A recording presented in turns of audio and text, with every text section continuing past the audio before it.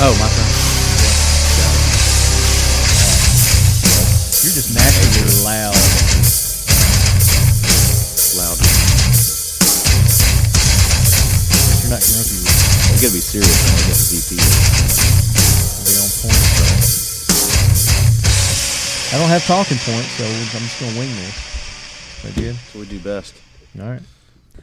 All right, lead heads, we are back with another super special edition of the Talking Lead podcast, and this is quite the occasion. This is 2 times in 1 year that we've been invited to come down to Glockity Glock Glock. And is this Smyrna, Georgia? Is that where we're at? Yes, Smyrna. In Smyrna. And we've got another super special release that Glock is hitting us with. It's going to be the first of the year. By the time you guys hear this, obviously it'll be time because our NDA will have lifted. And what day is it lift? I'm going to say the 5th, just to be safe, but it's the 2nd of January. I'm just double checking you, Marty. Sure. And there hasn't been a specific time yet, but I'm sure we'll get that. That's to come. But as these lead heads are listening to this, it has been lifted, and we are going to unveil the information here. So we got Bob and Josh and Corey with us, our normal crew here at Glock. And who wants to unveil? Who wants to do the unveiling? Drum roll. That's the G19X. Over the last couple of years, we've made some technological advances in the products and our processes. They gave us the Gen 5 as a result of some federal agency requirements and along with the U.S. Army's MHS requirements. So earlier this year in September, the first thing that Marty was talking about, he came here in September and we launched the Gen 5. The G5, baby, yeah. G5 1917. And you should be very familiar with that by now, but that's a great gun to shoot. And as we keep the ball rolling and the momentum going into the SHOT Show for 18, we're looking at 3 new products. The addition of the G34 MOS Gen 5 and the G26 Gen 5 will be out on the 22nd of January on your favorite dealer shelves. There you go. And more importantly, the MHS submission, which we call the G19X, which we call it a crossover to confidence. The mashup. Will also be there. And basically what that did is that our submission met 2 sets of U.S. Army requirements, one for a compact, one for a standard size weapon, and we did it with 1 gun. 1 submission where everybody else was doing 2 and some of them or 3. multiple pieces. Yeah. And what that is we crossovered. We modified the G17 frame to accept the G19 upper Gen 5. And what that did is our compact upper maintained the rigid accuracy requirements of less than 4 inches, I believe, at 50 yards, not 25 yards, while maintaining the magazine capacity of a standard size gun. Yeah. And also met both sets of dimensional threshold requirements for length and weight and height of the compact version gun. Right. So we met both sets of requirements with 1 gun, which I think is great, while maintaining all the Gen 5 superlatives, the accuracy, increased reliability, all those types of things. So it's a great crossover gun, does a lot of things for a lot of people, and it'll give you the confidence to succeed and survive in a bad situation. So if you guys are familiar with the Gen 5, and I know a lot of the lead heads have gone out there and you've got your Gen 5s now and you've been shooting those, the feel and everything's going to be the same. You're getting the benefits of the extended mag with that, and then it's the Glock Marksman barrel, the accuracy. The barrel that you're getting that the Gen 5 has in it as well. So it's perfect fit, and then it comes in the FDE. You guys released it in the flat dark. We have the colored slide. Come see the new colored slide, a different color than black. We're calling it Glock Tan. Glock Tan. Glock Tan. Yeah. And it is a little bit lighter than FDE. Glock DE. We'll call it Glock Cody. DE. Cody. Is it Coyote? Cody. Gonna go with Coyote. And we're not. This weapon is not to decorate things. So if the colors don't match the way you like them, then so be it. Well, that's why they make Cerakote. Yeah.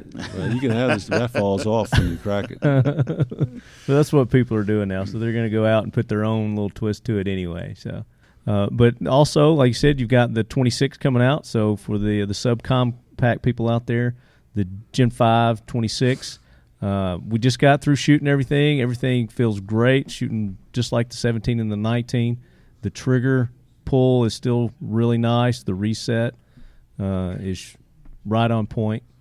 What'd And you then shoot better with, the accuracy. X or the 26 or 34? I shot better with the X. Yeah. I did.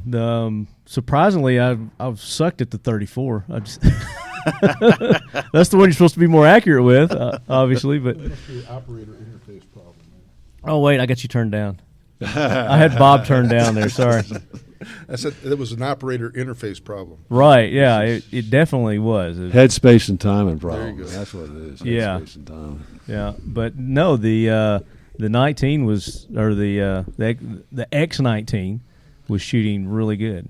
What's our hybrid name for that, Corey? We got Nevenstein, Nevenstein. and you've got what'd you call it? Stein. Stein. Yeah. Steinstein. Sign. Steinstein. Yeah. Yeah, those are not official. Those aren't Those official. are not authorized That's the- by the big They're not That's gonna be the authorized. four Richard and a Ralph Glock quote doesn't names. endorse or authorize that. The G19X crossover to confidence. That's what it is. There you go. Very good. And like the other ones, they're coming with 3 magazines. Correct. The extended, the 19s, the X19s are coming with the two extended. So you have two Magazines. 19-round mags and one 17-round mag. And then one flat base. Also in the Coyote tan. But one thing to mention. And the box comes in Coyote tan as well. Box will be Coyote as well. But the mags are different than a Gen 5.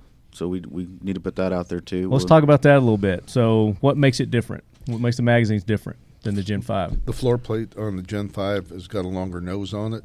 The magazines on the 19X are basically the floor plate from the Gen 4s with the +2 extensions, just like a Gen 4, only in Coyote color. Okay. Now, does that have to do with on the X19? The front that of the the bottom- magwell is longer down to the bottom. It doesn't have that half moon in the 19X. It doesn't have the cutout. It's got actually something that's Yeah, it does not have a That's there. flared magwell. okay. Is there a reason for that piece Yes, being there? Yes, because this 19X is just about exactly the same as we submitted for the U.S. Army. That's why. That's why it has Glock night sights on it. That's why it has the magazines the way they are. That's why it has a lanyard loop on it, so you won't lose it when you fall down. That's right. This one comes with a lanyard loop as well. And so it does not have the half moon cut in the front strap of the frame to allow the toe to stick out. And that was designed to be able to strip the magazine out of the magazine well easier for other agencies. But the MHS U.S. Army contract did not have that requirement. That's why it's that Okay. way. That's the way it is.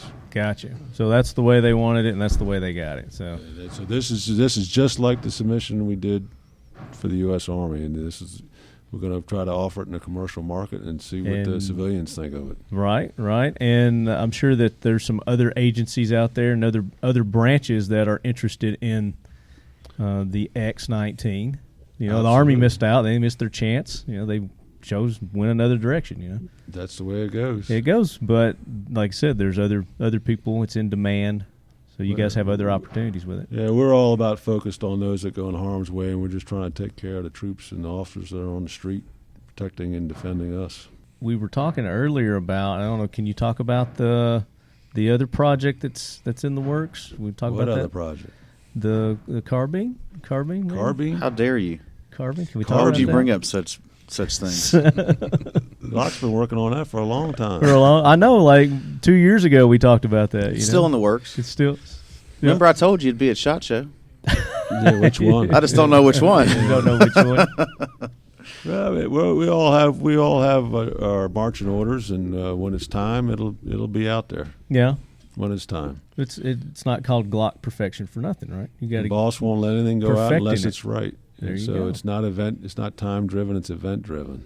But now you guys are. I mean, you've got the Gen 5, 17, 19. You're hitting us with the 34 and the 26 coming out first of the 2018, and the big one, which this is what I was expecting the first time was your X19. But man, I'm so excited about this gun. It's the one I've been waiting for, definitely. If you shoot it, you won't give it back. No. Unfortunately, you had to today. You think? But Yeah, I did. I gave it back. We yeah, haven't, we I don't haven't, have we it. haven't searched them yet before we left you. yeah, we haven't searched the lead sled either. So it's parked in the parking lot. Yeah, you're You going to should have to do a checked that. sweep of everything. You know what? I parked at the hotel last night. I drove up here, And I parked at the hotel last night in the parking garage. And we were talking about how, if you put gun stuff all over your truck, you're more apt to get broken into. And, that's like, I've never had a problem, never been, broken. I think it's quite the opposite. People see that and they're like, I don't want to mess with those people. So I was walking up to my truck this morning and I noticed that my window was gone. My passenger, Shattered? I was walking to it. Uh-huh. And I was like, oh, no. So I ran up there because I'm like, holy crap. And, no, I just left it down. Stupid me. That's good. So I left it down. But that talks about how safe and secure that hotel is, man. Nobody touched a thing. Everything was still there. Or what year's your Tahoe? What year's the sled? I was going to say, something's wrong with this conversation. What year's that sled you got out there? Hey, it's vintage, baby. It's got a nice patina to it. Well, that's why I wrap it. Yeah, I got it. That's what holds it together. We talked about that earlier, getting you a nice clear acrylic to put on to preserve that sucker. Yeah, now is the time for you to go to Las Vegas and start rolling the dice. Roll some dice. Yeah, as lucky as you are. Yeah, I'm telling you, man. Leave the stuff open and hanging out there. No one takes anything. That's pretty good. Nothing. It doesn't mean that it doesn't mean they didn't go through your stuff. You just didn't have anything worth taking. I was like, what is this crap? Thanks, Corey. Hey, your fellow Richard here. There you go. Just keeping it real, buddy. And speaking of, you guys need to go back to episode, I believe it was 225, and we did our end of the year for Richards. Mm-hmm. Ralph wasn't there. Right. Interview. It's hilarious at the Big Three that we did. Oh, yeah. You got to go check that out. 225. 225. Do I need to turn the volume down in my office? Yeah. Is it explicit? It gets. You were there. You should know. Yeah. It gets, CRS. Yeah. You know how it goes. Absolutely. So. But SHOT Show coming up, the 2018 SHOT Show. By the time you guys hear this, it'll be probably a couple of weeks away. It'll be at the end of January. Any new plans? You guys do anything different at SHOT Show this year? You're getting other than 3 new products, and we're going to another booth. Yeah, brand new booth. That's correct. We'll have a spectacular new booth. Yeah, double decker and double decker, man. Oh, yeah, man, we're going a whole hog now. That's awesome, man. So you'll be able to see the whole show from. I don't know about seeing the whole show, but at least we'll have somewhere to sit down and talk to people. That's right. Yeah. It gets pretty crowded over there if you haven't been over there. It does, yeah. I have been over there. Well, so you came into the show in one of the rooms, year before last, or was it last year? No, it was last year. Was it last year? Yeah, we actually you got booted from yours, didn't you? So we your fellow Richards jumped in and helped you out. Yeah, gave us a place for the lead quarters to set up for a day, and we appreciate that. Yeah. But this year we'll be at Kel-Tec booth, so you guys make sure you come by, visit us over at Kel-Tec. We'll be there all 4 days. But you guys are welcome to come. Yeah, definitely. So lead heads, go to us.glock.com. Check out, by the time you hear this, you guys will have all this up on the websites and the interwebs. And you can check all the social medias, and you can see the pictures, and they'll be in your dealer stores, right? So they can go. The hell with that, go get your hands on one and buy one. January 22nd, they'll be on dealer shelves. If you shoot it, you won't give it back. No, I'm telling you. Show up with your money because you'll want one. If you like the Gen 519, you're going to love this beyond any expectation that you could think. So, and the color, too, I bet. The color is good, and I like it. I like the color. Because it is lighter than an FDE, so it is. But you're going to have haters. You're going to have your haters. Sure, that's all right. Yeah. Can't make everybody happy. Well, you got a lot of guys out there too. Bob mentioned earlier, you can't make everybody happy all the time. Can't please everybody all the time. Bottom line is, you got a handful of folks that don't like the half moon cut in the front. So there you go. You have a brown one without the half moon cut, regular magazine, still no finger grooves. We got something for everybody. Yeah, that's right. A little something. Baskin Robbins over here. Got all kinds of flavors. That's what kills a lot of people. It's like, hey, I just bought that one, but oh my God, you just came out with this, so I got to go get that one now too. You know the best gun to have, right? The one you have. One more. The one more. One more. I haven't heard that. I like that. That's the best gun to have. There's never enough. That's right. That's right. Never enough ammo either. Any parting words, guys, for the lead heads? Well, come and check us out at SHOT Show if you have the opportunity, and if and of course NRA is always. NRA will be following that up, and we'll have all of the new stuff that we introduce at SHOT Show at NRA. You never know, maybe we'll have something new at NRA. 2018, could be. More's coming. Yep. More is on the way. More's coming. I mean, I can tell you're wanting to tell me what it is. No, I don't. Yeah, I can tell you are. You're wanting to say. We got all this stuff coming, and it's going to make everybody so happy. Every day is Christmas at Glock. It is, man. I mean, what a privilege to be a part of such an awesome company. Yeah. It's a lot of fun. A lot of fun. Yep. Can't be in a better industry than this one. Well, it really is a good company, and people are well taken care of here. You can tell. I haven't run across anybody who's had anything bad to say that works here. Or who's Plus, you haven't run into a lot of new people in the last few years. Well, that's what I was going to say. I was like, yeah. Well, maybe that's a good thing. Maybe it's a bad thing. Everybody sticks around. Gen 1's been here how long? 49 years? I think the Abacus was just getting released. Is that what it was? When he started. Yeah. All three of us are 13 to 15 years. So. Wow. Yeah. Did you come from Colt originally? I did. Yeah. Retired out of the Marine Corps in 2000. It was a Colt till 05 and been here since 05. Boy, they're in a world of hurt right now. Oh, Colt. And a couple others, so I'm hearing. Yeah. So we'll see what happens. I think the economy's starting to catch up with some people. Well, you can only give away the farm for so long to sell guns. Right. So that's one thing I think we're proud of is we haven't succumbed. We haven't done that where we've devalued our products to where we can come out with new things and it's. Well, it's not only that, but I mean you've been managed very well too, and I think that's got a lot to do with it. We like to think so. The three of us sitting here would really like to think that we've done well. There's a lot to be said. But there are times when you meet the enemy and it's us. Yeah, good stable pricing is a key part of our success, in my opinion.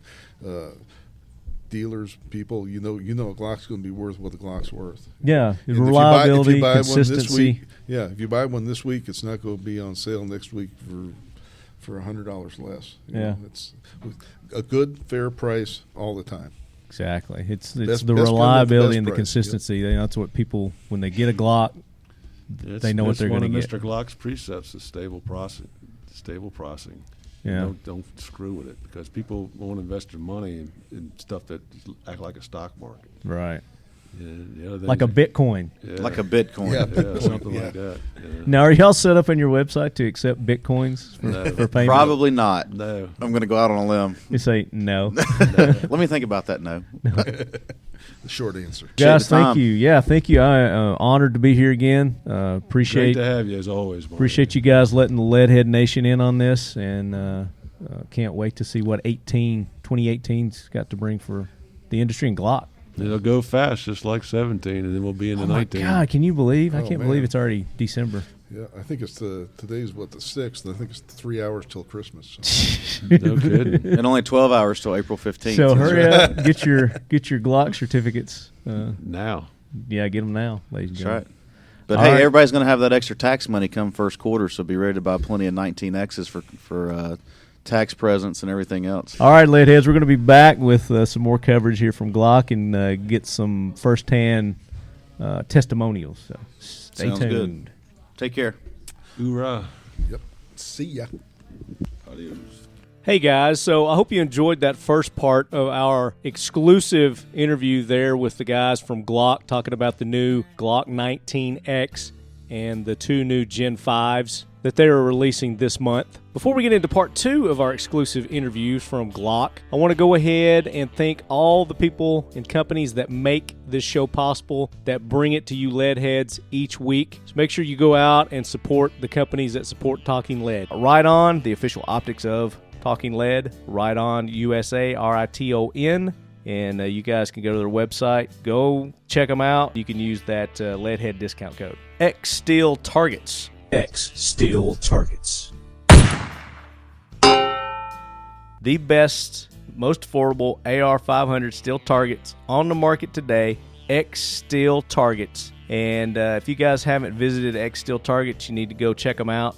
They have a wide variety of American-made AR-500 steel targets. They just so happen to be America's #1 steel target manufacturer of the AR-500 steel targets. They've got targets for competition, your IPSC, your 3-gun, steel challenges, cowboy action. They've got those cool Texas stars. They've got the dueling trees. They've even got harvest targets made out of AR-500 steel. So go check them out, xsteeltargets.com. And again, use that discount code LEADHEAD when you check out and get a nice discount from X Steel Targets. Modern Spartan Systems, check them out at modernspartansystems.com. They've got your gun oils, greases, cleaners, carbon destroyers. They've even got stuff for your glass. So when you get your Ride-On optics, you can get some of their glass cleaning products, specifically for cleaning optics.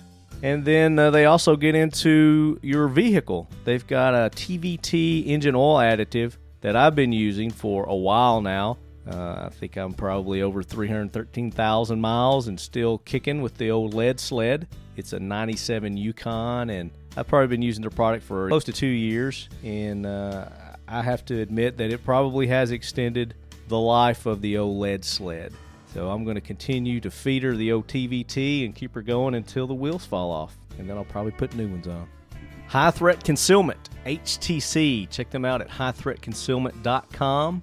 They're a small business that specializes in the development of concealable tactical gear for armed professionals looking to limit their visibility.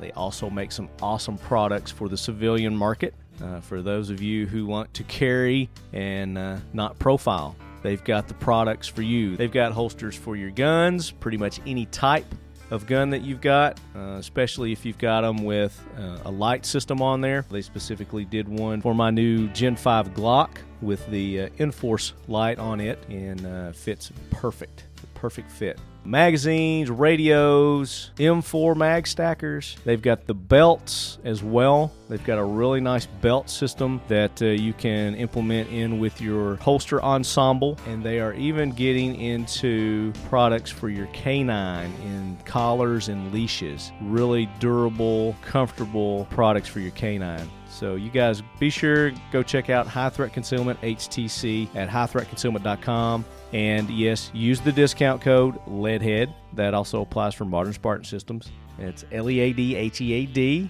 and you're going to get a nice little Leadhead Brigade discount. Glock, the official carry of Lefty of Talking Lead, that is me. And I am rocking the Gen 5 G19 right now. Guys heard me talk about the G23. I've been carrying it for many, many years now, and since they've released the Gen 5 19, I've switched over to the 9mm, and I'm absolutely loving my Gen 5 G19. But as you will soon find out in this episode, I am more than likely going to be switching to the new 19X.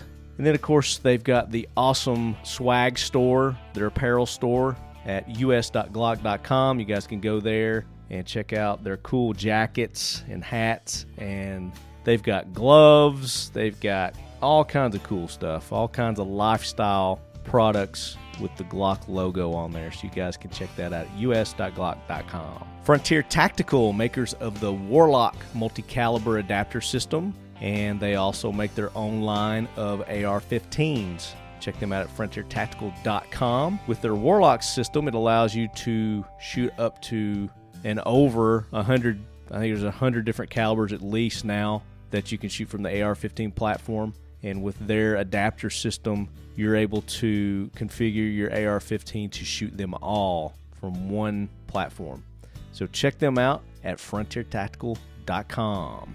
And one of Talking Lead's newest sponsors, VanQuest. VanQuest gear. Check them out, vanquest.com. VanQuest is cranking out some awesome bags, backpacks, gun bags, and accessories. They've got these cool maximizer organizers, stuff for your medical and first aid kits. They've got these cool modular pouches and pockets, and they're equipped with the cool MOLLE so that you can attach different pouches to different bags and different bags to other bags, and you can kind of build upon one platform and make a personalized bag for all your kit. So whether it's a bug out bag, it's a medical kit, just a traveling bag, overnight bag, something like that, they've got some really cool gear. So check them out at vanquest.com. So make sure you guys go and support those that support the show. And if you do order from them, again, try the discount code LEADHEAD. Should work at most of these places. And just let them know that you're a Leadhead. Let them know that you heard about them from the Talking Lead show. We greatly appreciate that. And as you guys are listening to us on iTunes or Stitcher, iHeartRadio, YouTube, we even post our show to YouTube. And then we link up on our social medias from Facebook and Instagram as well. Just give us some feedback on those platforms that you listen to us from. Most of them have rating systems where you can rate us, rate the show. You can share it with friends and family. So if you've got somebody you think might enjoy the show, we greatly appreciate you pushing it on out there, because I'm sure if you enjoy the show, they will too. And now let's go ahead and jump into part 2 of the Talking Lead exclusive interview, talking about the new Glock 19X and the 2 new Gen 5 releases that Glock will be dropping this month. 5, 4, 3, 2.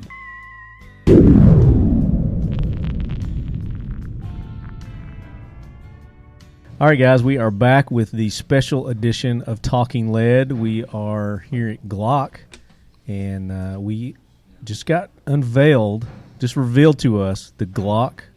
What is it, the G19? Is it G19X. Is it XM or Gen X? X. It's G19X. The G19X. Yes. And also got the Gen 5 26 and the Gen 5 34. Right. Thrown at us all at once. I mean, 3 big things. Yeah, big at things. one time. So when I got my invitation, like, hey, we want you guys to come down. And last time they did the invitation, they revealed the Gen 5s. So we're all racking our brains. What could this be? What could this be? So it's the big one. Obviously, is the 19X. Yeah. And that's the one that I've been waiting for a while, ever since the Army's competition. With the XM19.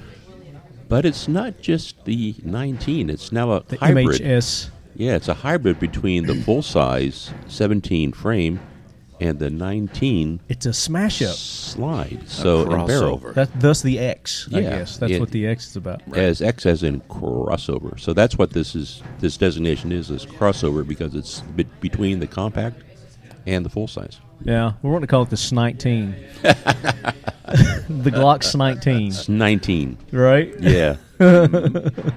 But no, so it is. So you got the 17 frame, and then you got the 19 slide. Right. Obviously, the frame's cut to fit and match, but you get the longer magazine capacity on that. So now, we did a show on the MHS program a while back. Right. We're talking about all the features of that, and it had an external safety. This one does not have the external safety.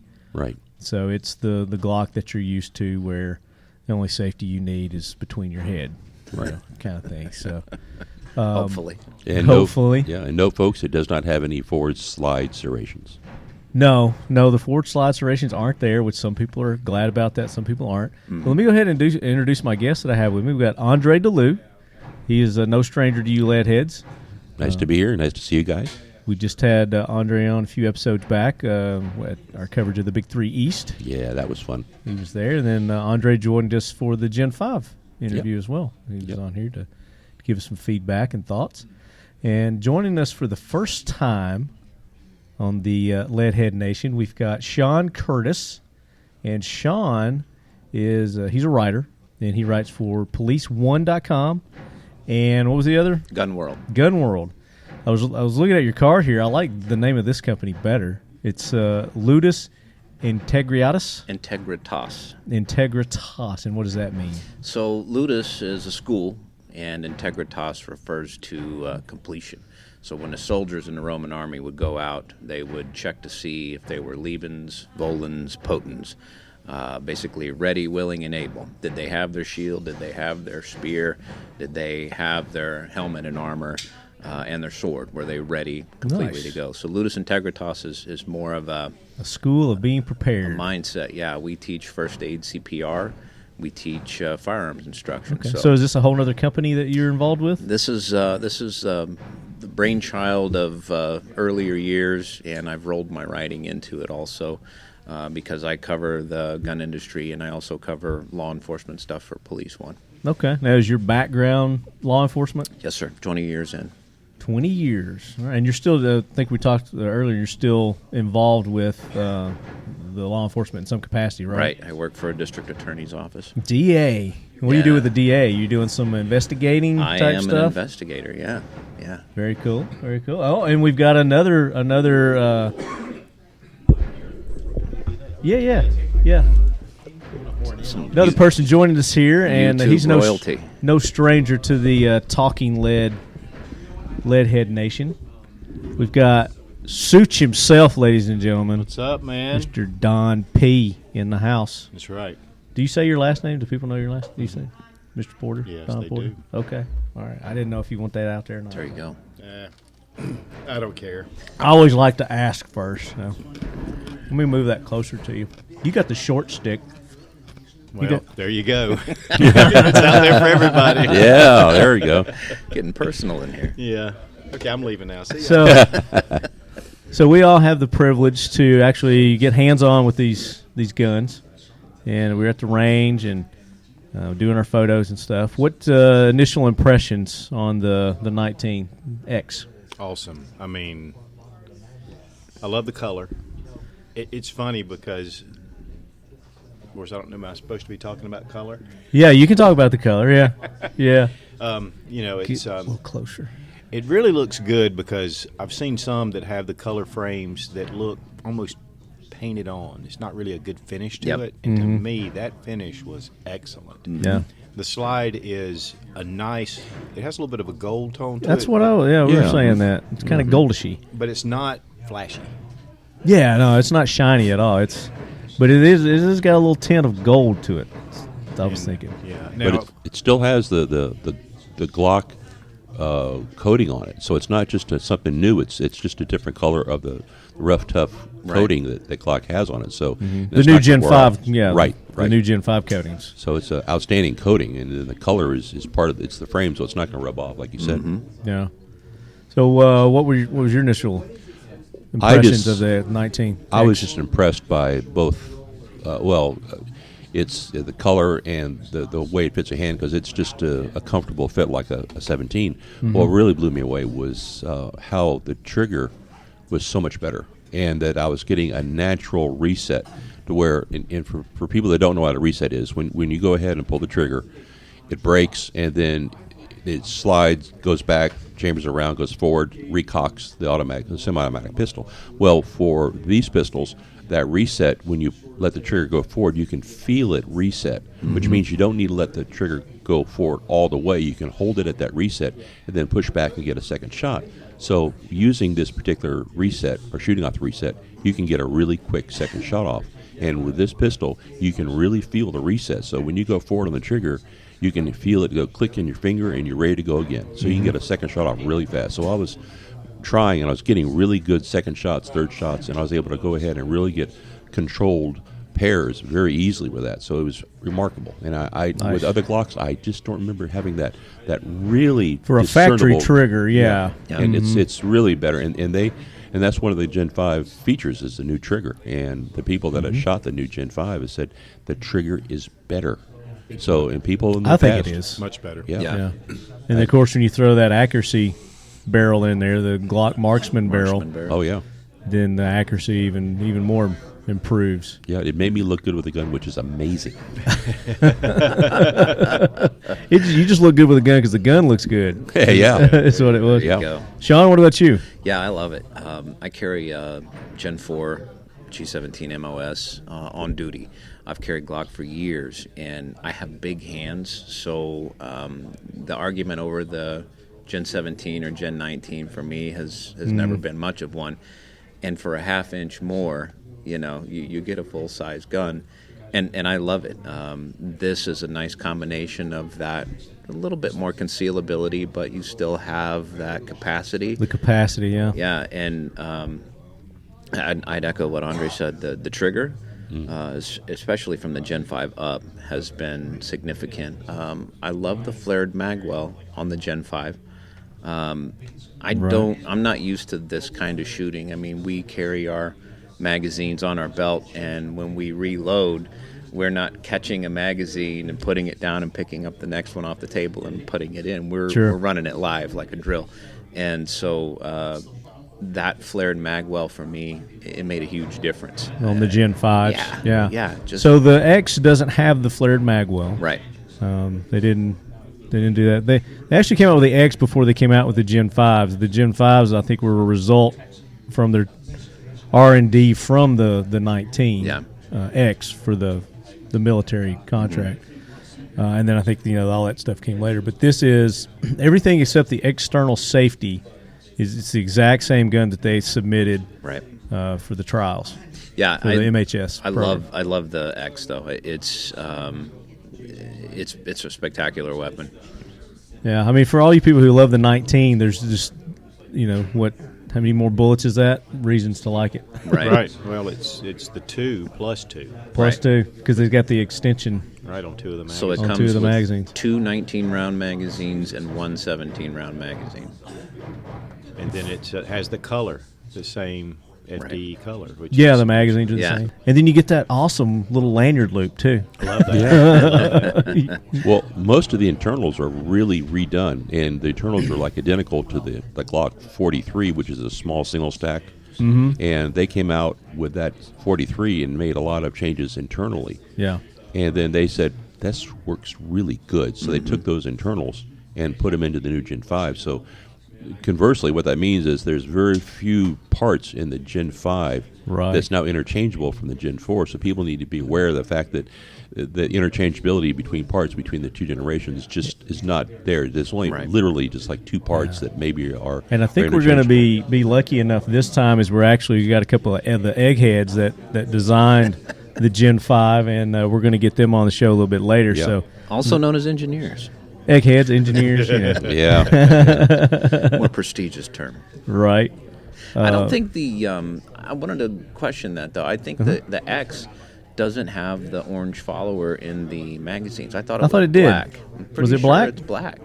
Maybe I misspoke. The whole theme. All we got to do is look real quick. Yeah, the whole theme is military, non-shine, non-flash, non-eye catching. I want to say that it was black because I noticed that too. I love the orange followers in Let's the Gen ask this 5s. guy. What's his name? Hey, Sean, quick question. Do the followers in the 19X, are they black or are they the orange ones? I think they're black. Are they black? Okay, so they're Yeah. not orange. Okay. Okay. So scratch that. Yeah, because once you mentioned that, look down when I got done shooting, and I didn't see orange there. So, yeah, I think they are black. Okay. I'm getting the 26 and the 34, I guess, mixed up. So Yeah, well, they're kind of I do that often. overwhelming us. That's why I have you guys on here to keep me straight. So, A full-time job. yeah. Yeah. And that's another thing too, is the Gen 5 magazines won't fit in the 19X because of the floor plate. The reason being, Andre, is because they don't have the cutout on the X. Right. Okay. Just strip the mag. That makes sense. Yeah, the half moon cut. Okay, because I when I was on the range there, we just got done shooting. I was stuffing whatever magazines were in front of me, and they all fit. But I think I was shooting the 26 and the 34. Yeah, because I was whatever magazine was there, I was shoving in the 26 because it takes everything. Yep. Yeah. Well, it amazed me that the 26 mags work with the 34. How'd you manage that? You just had to hit them real hard to seat them. Yeah, Right. They've really come up a step. yeah, You hit them so hard you knock the bullet up in. that's right. That's right. Well, let's talk about that. We're talking about the 26 and the 34. What were your thoughts on those? Well, I'm a big fan of the 26 up front. That's my concealed carry typically. Okay.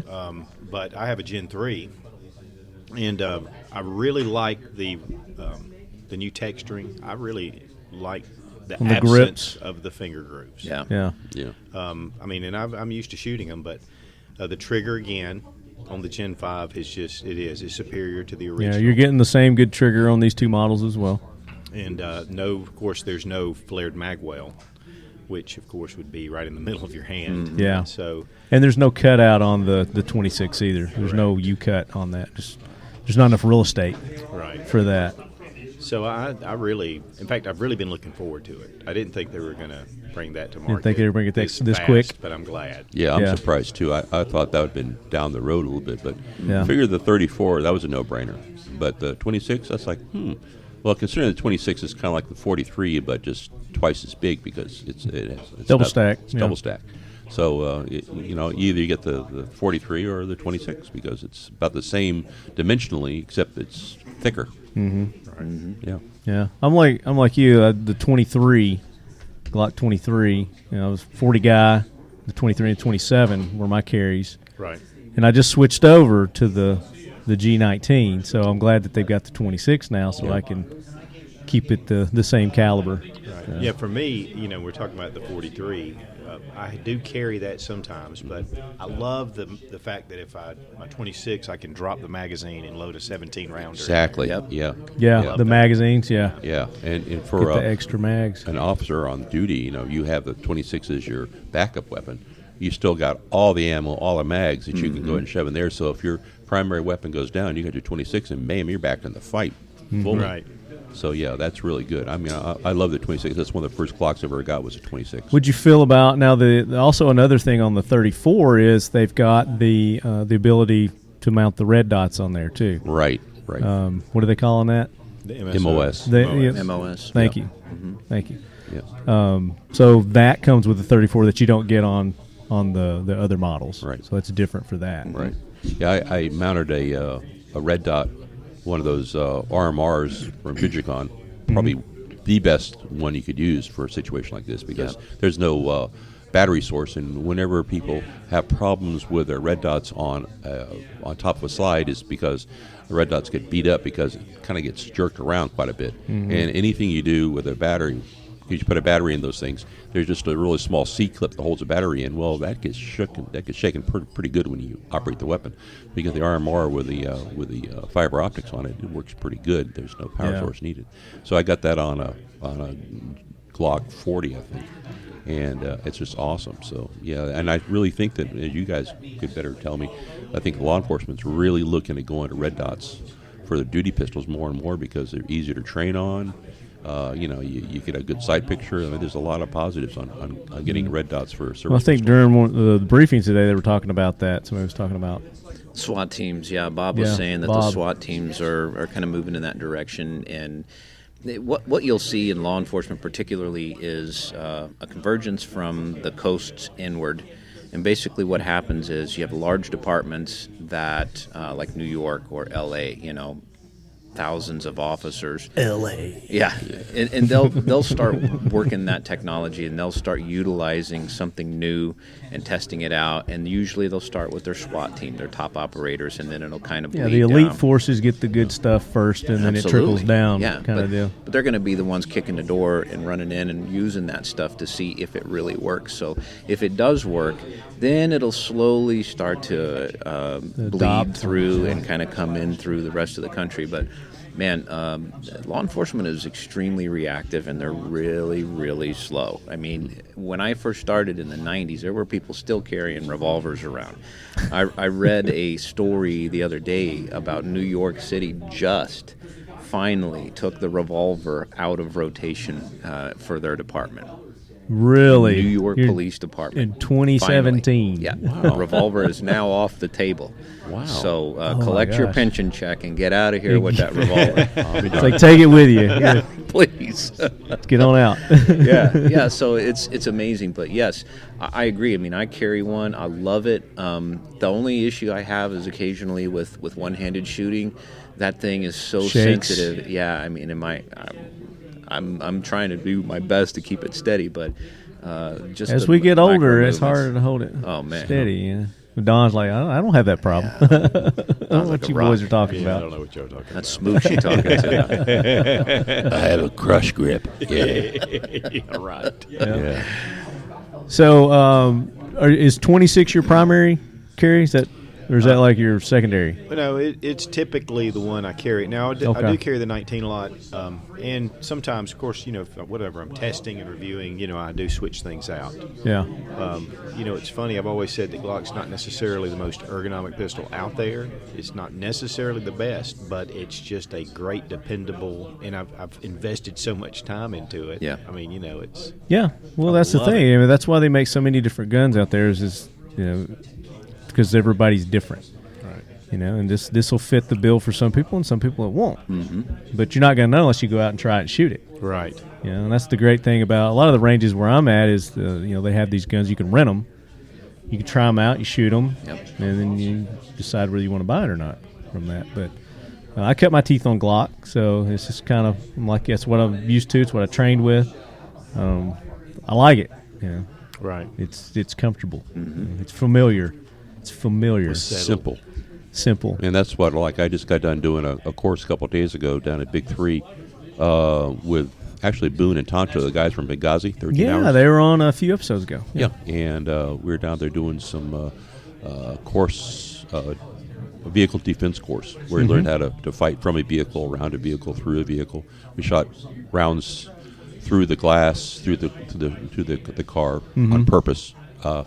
And yeah, it's not like, oh, sorry, man, about your car. It was a learning objective. Yeah, and but I used a Glock Gen 5 19, and it didn't hiccup at all the whole time, and we shot hundreds and hundreds of rounds. Yeah. And it was one of those things where you concentrated on the training because you just knew that you take it out, you just go ahead, emptied it. And those conditions down there, down there in the swamp. So yeah.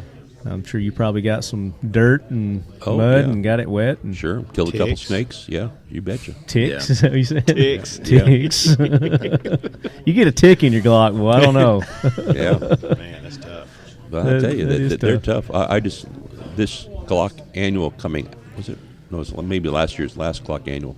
I talked about a guy that was in a gunfight and got a round lodged in the handle of his Glock because somebody was shooting at a 9mm. Yep, right. The round went between his fingers when he had a light out in his hand, and the guy, of course, was shooting at the light and hit his hand that was holding the Glock, and the .45 caliber round went between his fingers and lodged in the handle of the Glock. Oh my gosh! The grip, and he went ahead and was able to, because of his training, and because the gun was really rough, he was able to go ahead and claw out the magazine, get out the lead that was in there, recharge the weapon. And in the fight by one more round. So he actually took a bullet there. The guy he got shot. He got shot actually 4 times. He got shot one in the leg, 2 in the armor, and 1 in the hand. 1 in the pistol grip. Yeah. Wow. So that was amazing, and it was. And I actually said, "You still got that gun?" He said, "Yeah." Well, send me a picture of it. Yeah. Yeah, really. So I ended up. Did you get a picture of it? Yeah, and I ended up in the article too. It was in the Glock Annual. Wow. So that was awesome. This year's Glock Annual got some other neat stuff coming up. Like this last weekend, we were down there for the Gunny Challenge, working with John Schneider, who was Bo Duke from the Bo Dukes of Duke. Yeah, the blonde guy. Yeah, and Dukes of Hazzard. And he did a good job. Now he was also Superman's dad. Yeah, that's on right. Smallville. That's right. Yeah, but where's Daisy? That's what I want to know. Daisy. I don't think Daisy's looking that good these days. Oh She's man, probably listening. Be careful. Oh yeah, she listens to Talking Lead. No, we were asking John about old Daisy Duke because she man, it was hot then. Back in the day, she's a hammer. Yeah. Catherine Bach. Yeah, Catherine Bach. Yeah, that's her. Yeah. Actually, I talked him into taking a jump into. We went to Talladega. Got a chance to go around the track a little bit in Talladega, and I got John to volunteer to jump a la Bo Duke, like he did with the General Lee, in the window of this nice Camaro pace car. Well, the Camaro pace car, the window's like 6 inches tall, and he's not the spring chicken he was. There's no place to hold on. He's to tall too. He 6'2" or 3". It was like hysterical. He tried his best to go ahead and slide in there, but it was he got jammed up pretty good. But I hope you got video of that. Best. Oh, he did. I think he put it out on his website. And that's cool. It got like 75,000 followings or something. It was great. Now I heard he broke his bow out while he was there yes, too, he and did. he was shooting steel targets with his bow, knocking them down. Yeah, we were into the challenge. And somebody ran up and opened up a case and gave him a compound bow, and he ended up hitting his last target with a nice composite arrow. Nice. Shattered the arrow. Show off. And, he's used to having dynamite on the end of it. Well, that's it. And next year, blowing up bridges. Yeah, he wants to come back next year. Next year, I'm going to find a way that Roscoe Pico train. Yeah, we're going to go ahead and do some launching explosive arrows or something close to it. So that should be fun. Nice. That will be cool. Yeah, so that was fun. Did you invite him to Big 3, you said? We talked about that. You should have invited him to Big 3. Oh, yeah, but he fit right in there because he's also a tremendous singer, too. Yep. Yeah. Yeah, he could sing for you guys while you're down at Big 3. Oh, boy. Hey, there you go. Yeah. He could perform. He could be an entertainer. He can entertain us. Yeah. Shoot bows. Yeah. Shoot bows. Drive jump in race cars. That's right. Bring Daisy down. He could pull us out of the mud, maybe. Yeah. Yeah, we needed that. Oh, man, I tell you. Man, that was something else. Yeah. Yeah.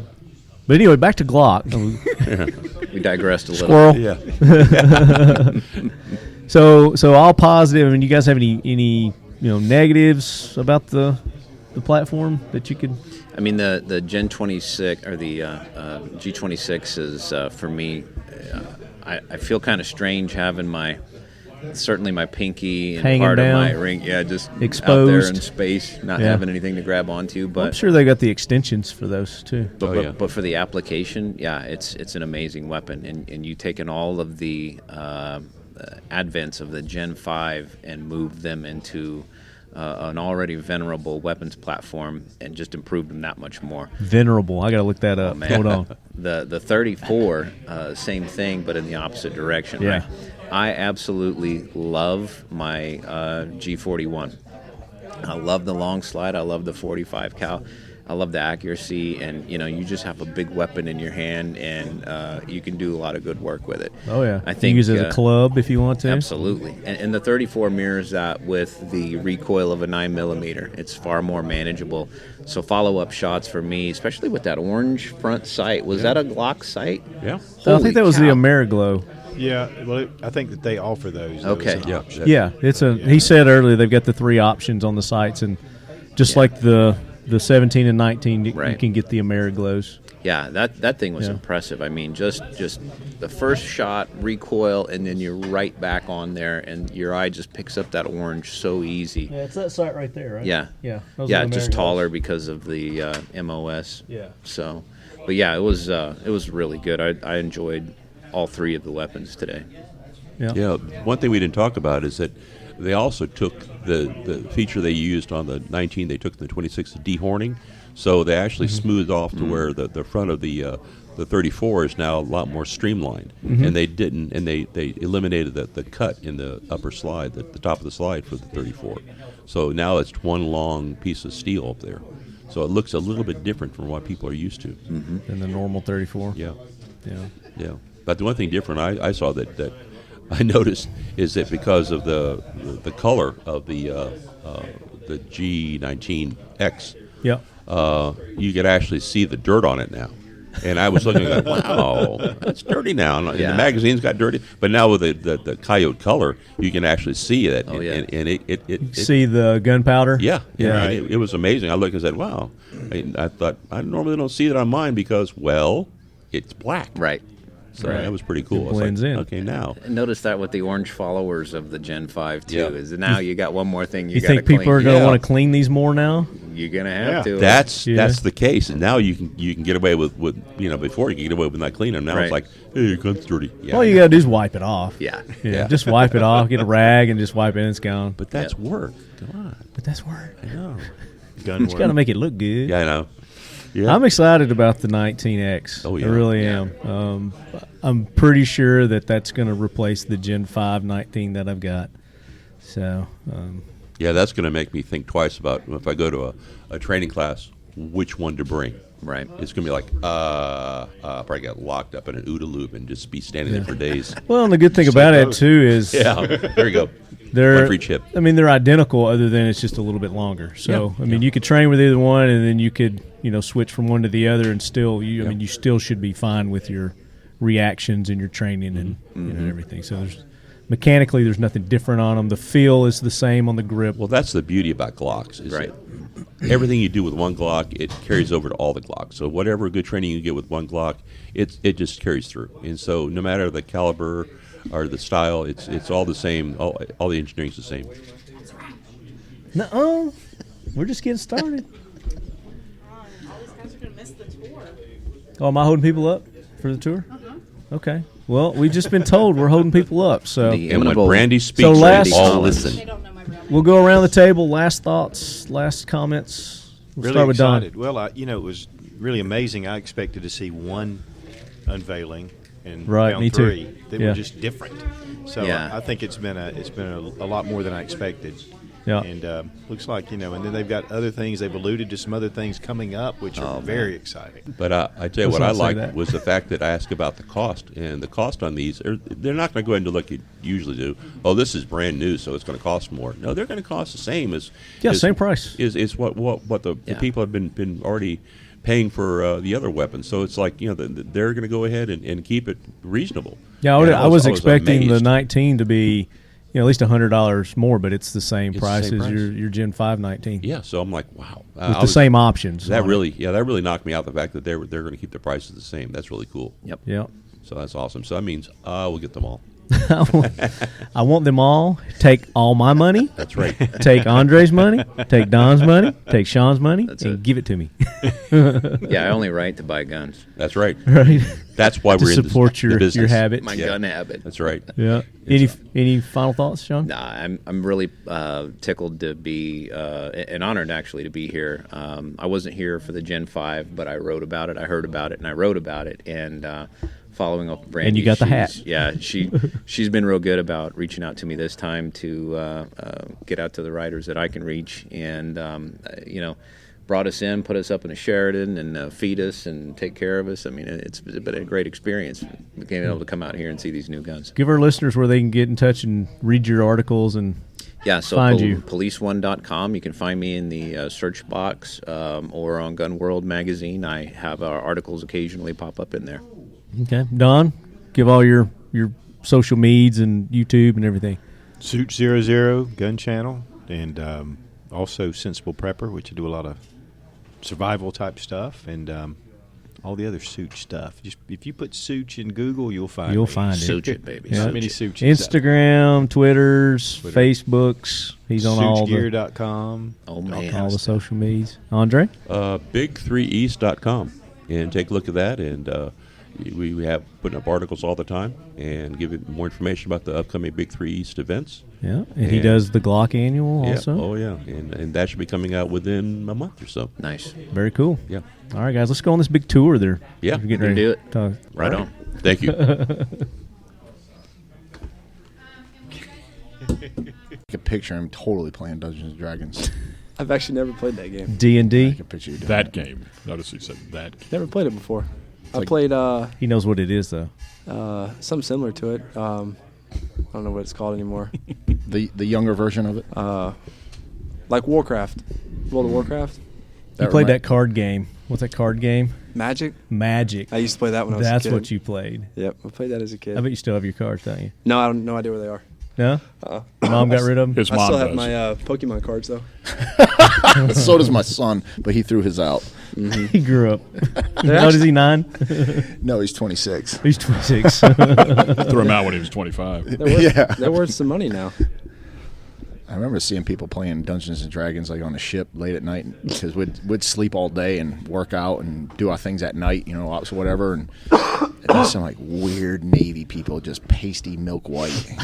They're like in the chow hall, like doing, you know, come up from the bottom of the ship, out of the bilges. Oh yeah, this literally see come out of the hand, gun. see the hand come up through the grate, you know. D&D 3-day haze. Yeah, you were talking about Navy SEALs. You know, they're all over the TV for those commercials and stuff, but you don't see that mug climbing out of that little spider hole in the middle of the night. Like, it's like Lord of the Rings or something like that. Gollum. Yep. The Gollum. All right, guys, we are back, and we are still at Glock, and we're talking about the shit. Hold on. Shooting. Yeah, shooting. We're talking about shooting. The new release of the I want to keep saying Gen 5. It's the Glock 19X. Well, and there's also the Gen 5. They have the Gen 5 26 and 34. And 34. MOS. So, I mean, it's just a sensory overload here. We just got back from a tour of the factory. And I went on that tour 4 years ago, and the change that it's gone through since then is amazing. I mean, it's grown so much just in the past 4 years. Yeah.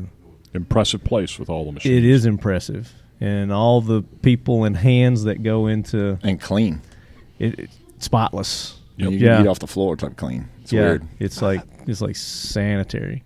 Yeah, you know? I wouldn't test that eat off the floor thing. In theory. Yeah. It's not a literal thing, Shane. Yeah, I mean, it's a clean place by all means. So we've got Willie with us. We've got Gen 1, we've got Chris. And then we've got Glocks. Are you the team captain? Team captain. Team captain? Mm-hmm. You're just the first time on the show. Tell everybody who you are. Shane Coley, captain of our professional shooting team. There you go. It's the first time we've had Shane on the show, so you guys welcome Shane. And yeah, he's okay. He's like national champions and international. And now, do they call you Captain Shane or Captain Cooley? They don't really call me anything. They don't call you Aaron Boy. Give me some Starbucks run. They call you when they need something. Yeah, that's the only Can time you get they us do some it. creamer from Publix? We wanted to get Willie on here. Willie was on our show when we came up for the Gen 5 release, and we got to go through the Glock Operators course. Yes, sir. Here at Glock Professional. Willie is over the Glock Professional training. Yep. What's your official title? Director of Training and Glock Sport Shooting Foundation. So half my responsibilities is facilitating all the GSSF matches, indoor and outdoor. The team that does that's phenomenal, and they're great at it. So I really don't have a whole lot to do on that outside of get in trouble if they overspend or something to that nature. And the same thing with the trainers. The other half is the training, which is the Armorer's course, 1 8-hour day.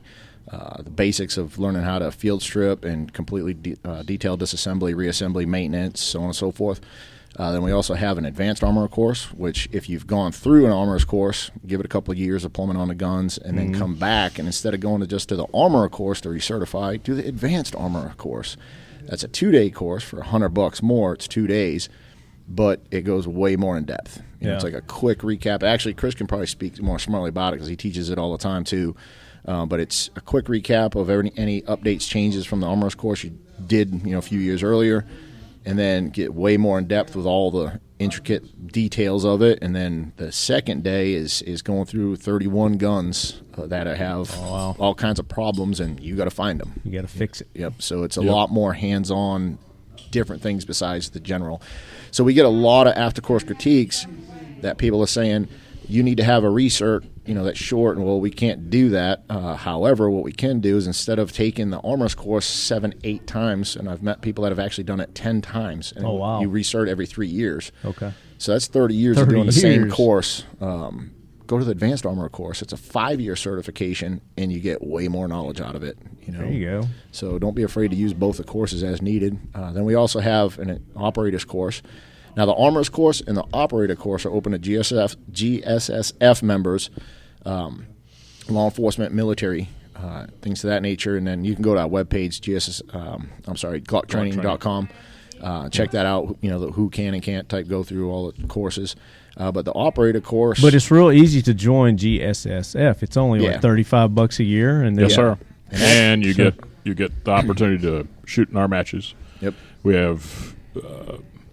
Hundreds of indoor matches. And, literally. Right. So don't get discouraged, guys, when he says it's only for GSSF and military and law enforcement. Just it's $35 and you can come take these awesome courses. And if you actually sign up for 2 years. For what they cost. Yeah, if you join GSSF, sign up for 2 years. And if you're Average Joe America or Average Jane America, each year, to include that first time, if you sign up for 2 years or more, every single year in that first initial membership, you'll get a coupon to get the LEO discount on a pistol. So get the Willy Wonka Chocolate Factory golden ticket, baby. Yeah, that's a big deal. So the big discount. That's a substantial discount. Yep. And then every year you're a member with us. When we renew send you back out your card for that year, you get that certificate again. Every single year. So you get one of those purchases per year. Yep. Right. Nice. And with the GSSF membership, as I said before, you get the opportunity to shoot matches, and we give pistols away for people showing up. Oh, yeah. There's a lot of pistols given away, isn't there? Yes. There's a whole, Willie has to pay for them. He's our adult supervisor. Doesn't work all the time. But there's two things about GSSF, and I was involved with the beginning of it, like 26 years ago. Right. One of the things that I think, and I think Shane can speak to this too, but if you want to test, basically see where you're at. I mean, you're not competing against a Shane. You're competing against yourself. You're competing and seeing how well you can do on the course of fire. The relatively standardized courses of fire, that is, we have about 3 courses that we do the same thing in most venues. Now, the indoor, because you're restricted a little bit by indoor, restrictions, facilities. No steel targets, that sort of thing. There's a little bit more restriction there. It's just cardboard, but we shoot steel at the outdoor matches. And you have these all over the nation? Yes, sir. All over the United States? 50 plus matches a year. 50 plus matches, and you just $35, you sign up, and you can take part in that. You can take part in the courses, the classes. Of course, they got to register, and there's a little extra fee for those. Yeah, for the match courses. itself, like the membership fee is $35, but then when you go there, I mean, some people we have shoot 8 entries at one match. Right. Other people shoot 1.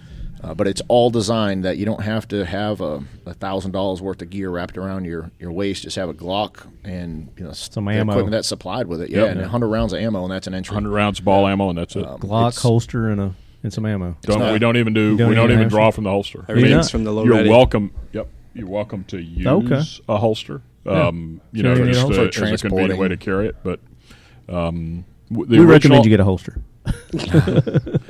The original idea behind it was to give people a venue to start in competition. Sure. Just to open the door. Takes a little bit, I think, of confidence. But there's so many people these days who will just go and bang 100 rounds, out the tube at an indoor range and call that good. This way, you get to see what you're doing. You get to see where you're at. You can compare yourself. If a Willie Parent or a Shane Coley comes and shoots or something like that. But that's not the point. Point is to get out there and just do it. Test yourself and see how you're shooting. There's different divisions for the different guns, and then there's also once you get to a certain point and you become a master class shooter in GSSF and things of that nature, then we have master stock, vice civilian stock. So the people that are in master class aren't competing with the people that aren't the amateurs. Gotcha. You know what I mean? And it kind of rolls that way. So that way it's not the same person Keeps winning on a every single level playing field. And then there's random draws. So you could come in dead last because it's your first match and you don't know, you're nervous, and you're going to shank some. It's the way it is. And you come in dead last and you still might end up getting a random draw pistol. Now, is this every match you're giving away a gun, or yes? Yep. Wow. We give away guns to the winners, but we also, as Willie says, we have cash and pistol drawings. The cash is big too with the Glockmeisters at the Gunny Challenge. Yep. That shoot off there. Watching it this year for the first time was pretty intense. It's a real shoot off. Yep. Let's talk about the Gunny Challenge. So the Gunny Challenge is Gunny's annual match every year. And how many participants do we usually get per year? Well, for us, it's hard to say the amount of people because it goes by entries. And like I was saying earlier, you may have one person or male or female shoots 8 entries and another shoots 1. So this year was almost 1,200 entries. Our largest one was last year, which was over 1,600 entries. But we changed venues and just it was the weekend before Thanksgiving this year. I think next year it's going to grow. We did it down at Talladega, the CMP facility there. Yeah. If you haven't been there, you've got to go. I love that facility. It was beautiful. Yeah, you've got to go. It is awesome. I don't use that word very often, but it is awesome. It was great. Awesome. Yep. But watching the I guess at the end of the match, all the Glockmeisters, what is it, 20 of them? Well, it's this is the Chris show. Yeah. Well, what it is he started this stuff.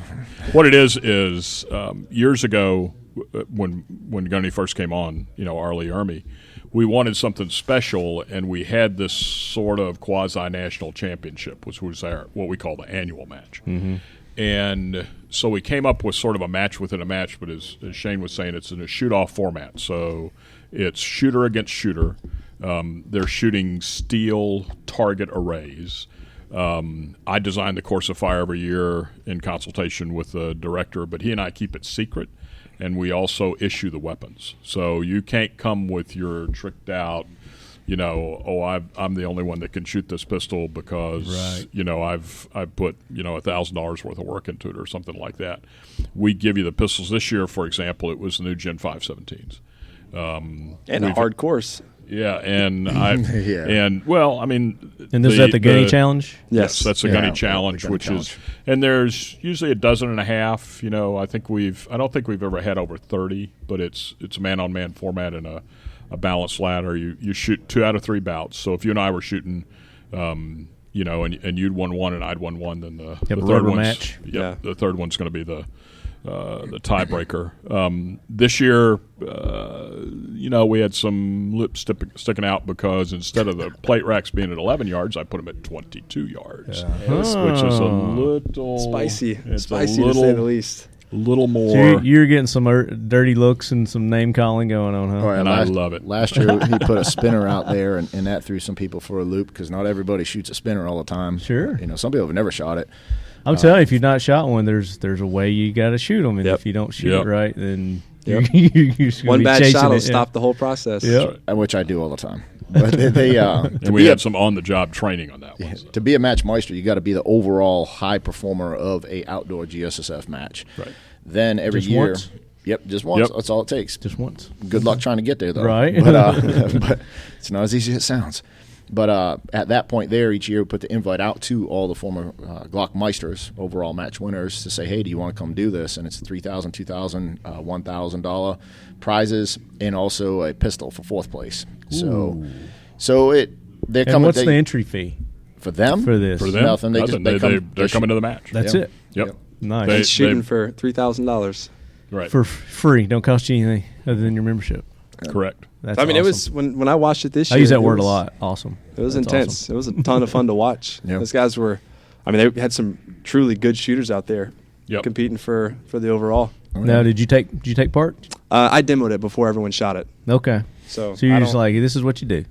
Yeah, sort of. Like Were you nervous? Was the pressure on? Chris put those plate racks at 22 yards, and so a little cornbread. It's humbling. A little spicy. It's humbling. So I had to really pay attention to what I was doing. Yeah. But now, were both of you guys there too? Yeah. Yep.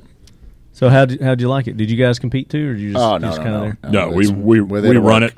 I heard there were some celebrities down there also. We had John Schneider this year. Bo Duke. Oh yeah, Bo Duke. He's actually a really nice guy, laid back. He's doing a lot of great charity stuff, and then he's got his music stuff too. But I mean, honestly, man, I grew up to him. He's always going to be Bo Duke. You know? Right? Yeah. But no, he was good to go, and actually we got some pictures of him out there with his bow because he was having a little bit of a hard time at 22 yards with the plate rack, but I ain't knocking him because it's humbling. I did it, shot it too on the side when nobody else was around.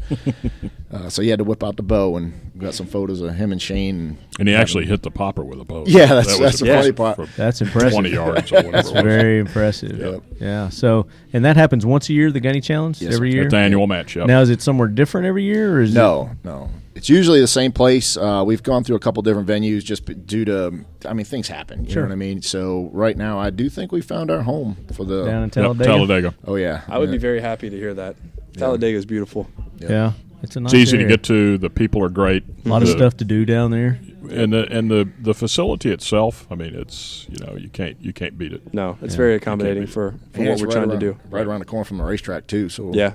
It's got plenty of accommodations and things like that because of that. So right. So where do people go to sign up for GSSF? Well, there's a website, as you might suspect, GSSF Online, GSSF ONLINE, all one word, or you just Google GSSF or Glock Sports Shooting Foundation, and that takes you right to it.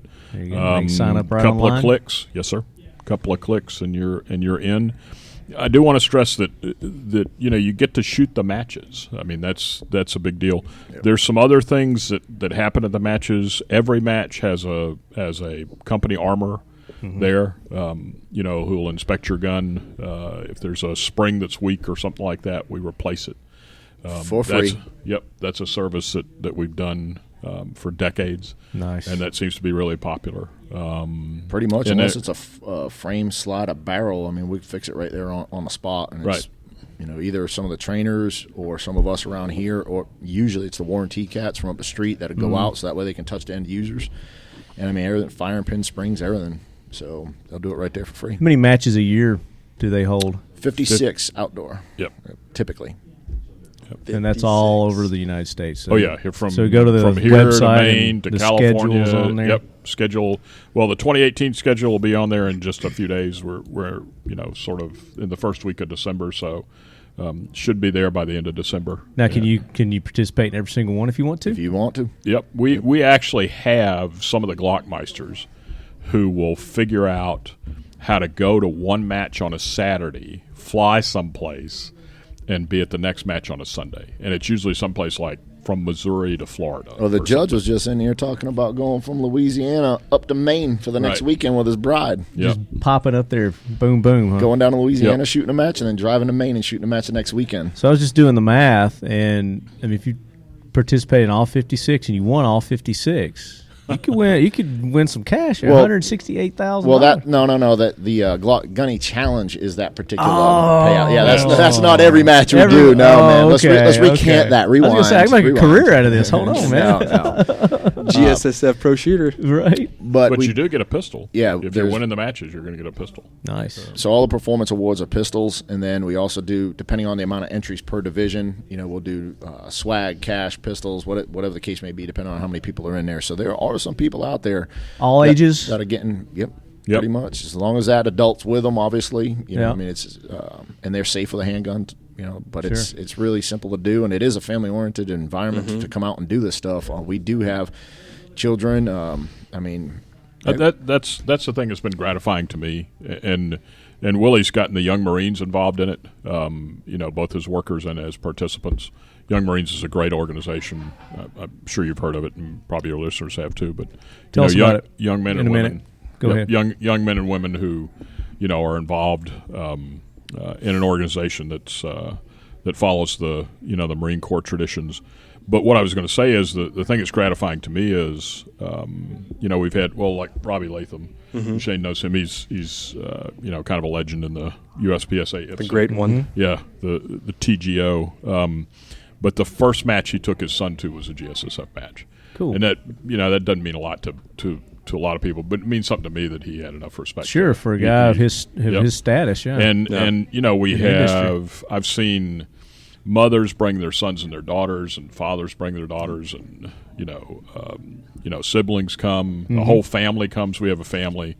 For example, out in the West, they've been coming to matches for 20 years. Oh, wow. And literally their two sons grew up in the matches. And they're probably bringing their kids now. And they will be soon. So, the only I don't want to say caution, but the only thing that I contemplate if you're thinking about bringing your child is obviously, piece of advice. Are they safe? Mm-hmm. But the young person has to be big enough and strong enough to get through 100 rounds, and somebody that's 6 or 7 years old may not be able to do that. But 10, 11, 12-year-old, some of them are ready. Yeah, and some of them they shoot really well. They put steroids in that Kentucky Fried Chicken nowadays. Kids are a little bit bigger, bigger and stronger. They used to be. Couple chicken wings. So, tell us about some of your competitions that you've got this year, that you had this year. I mean, it's about winding up now. We're done with the year now. We shot. We had.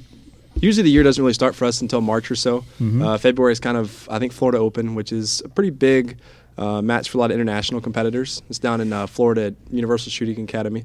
That's really our only big match in the first of the year. And then we prep up for Multi-Gun Nationals, which me and Ashley shoot. And that was a pretty big one for us this year. And then all the area matches throughout the summer and leading up to fall. And we ended with USPSA Nationals. So, how'd you do? Me and Ashley both won our respective divisions. She won production. Congratulations. Thank you. So that was a big year for us. Michelle was second place in Limited 10. So overall we had, actually I think it's our best year as Team Glock in the last 10 years that I know of. So really happy with the team and how well they've done. Give your team a shout out. Tell us who's on the team. We got Ashley Ruark and Michelle Viscuzzi. Ashley is based out of South Carolina and Michelle is in Arizona. So we try to do a lot of training camps together, do a lot of Glock Day events across the Midwest and the West, and me and Ashley kind of cover the East Coast. So they've done great things for us, and we're super happy to have them on board. Very cool. How many matches did you shoot this year? I think collectively as a team, probably 24 to 28, depending on who was available for what. I think I shot 30 total. But I generally make it to a few more matches than they do. Are you doing the 3-Gun Nation stuff too? Not really. Not getting into that? No, I did it a couple of years ago when I was still with the AMU, but I haven't done it since they changed the format. Yeah. You're not digging the new format much? Not so much. Not so much? Yeah. I just like to stick to Multi-Gun Nationals and play that ball game. There you go. So now, what are your 3 guns? What do you, obviously Glock. Yep. Yeah. Got a Glock. I'm shooting open, so I'm using our 34 MOS for open, just putting a ported barrel in it, basically, running a carry optics gun. Now you're going to get the new Gen 5? You start running that next year? Absolutely. As soon as they get approved for USPSA, that's all I'll be using. And then my rifle's Armalite, and shotgun's Benelli M2 that Taryn built for me. Okay. So little TB action. Yeah, a little TB. Nice. So we got them all fixed up. I had some shotgun issues at this multi-gun nationals, which wasn't too pretty. My shotgun broke the second day and Did it? Never got it working again. Oh man, it's frustrating. Super. And I even made it to the long range stages, which doesn't usually happen. Oh, damn. Yeah, outside of like 300 yards, life goes downhill. Right. So what are your plans for next year? What you guys gonna be doing anything different with your strategies? Next year, generally we do one big training camp as a team, probably a week or so before nationals. Next year, I would like to do a couple of smaller training camps. So basically, where the whole team comes together at some location that's beneficial to all three of us, and we don't do any work. We just ship out however much ammo we need and shoot all day long. Is there a certain place you guys go? Is it Secret Squirrel kind of thing? Or? No, we generally like to go to Arizona because Michelle's family's there, so it's easier for us to work around her family when she's at home versus when she's abroad. So we and she's got some local indoor ranges, outdoor ranges. You just called her abroad. Abroad. No, I'm just kidding. It's like, uh-oh. He's from Tennessee. He doesn't understand. She would appreciate that. She hits harder than any dude I've ever met. She will throat punch him in a heartbeat. She's got a mean right hook. So, I've we're heard. going to do hopefully a couple more camps like that this year and get ready for multi-gun nationals, all the area matches, and then we're going to try to throw in one international match. Oh, that'd be cool. Try to get to France and shoot their French nationals. Do they have 3 guns there, or are they just doing just pistol? Just pistol. Just pistol. The only 3-gun match I think we'll shoot this year is multi-gun nationals. Now, Ashley may shoot some other stuff. But you bring up an interesting thing as far as other countries go. Is there anything like 3-gun that exists in any other country?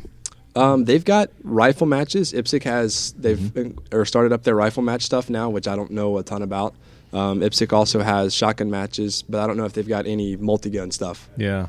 Europe they've got all kinds of crazy laws and. Well, sure, yeah, that's what kind of restricts that. So as far as having all 3 in a match or even 2-gun matches, I have no idea.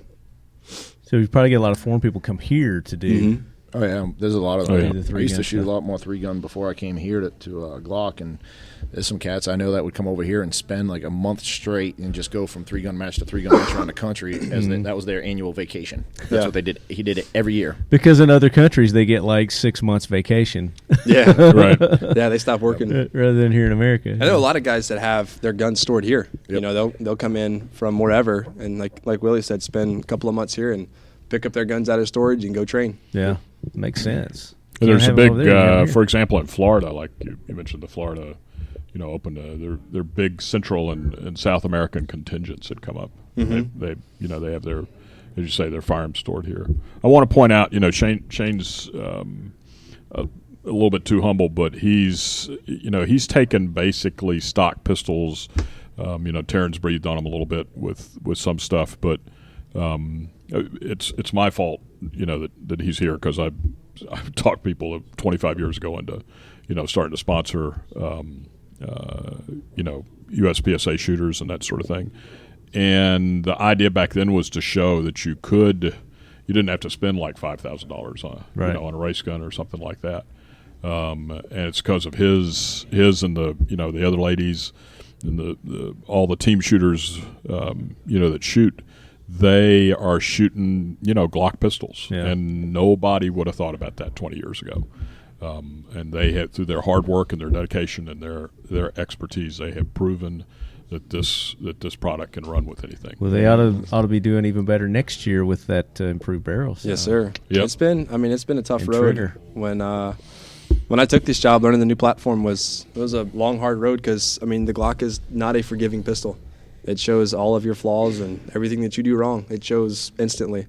So it took a long time on the range, a lot of practice, a lot of training, and a lot of days I didn't want to do any of it, but had to get out there anyway. What did you come from? What were you using? I was using STI when I was still with marksmanship unit. So you're using one of those $high guns. Yeah, right. So I come from that to a Glock, and I think the STIs, they kind of hide some flaws. You're able to yank on the trigger a little bit and get away with it, but with the Glock, it's not a forgiving pistol. See, I kind of disagree with that personally, because if that were true, then even at local matches, man, you got people that go out and spend $550 and then another $100 to $200 in magazines and a belt, and they're blowing people with STIs. I mean, even open guns are getting beat by production shooters. You know what I mean? So if that were the case, you at the end of the day, my theory is you cannot buy ability. The people that win put in the work. No, I totally agree with that.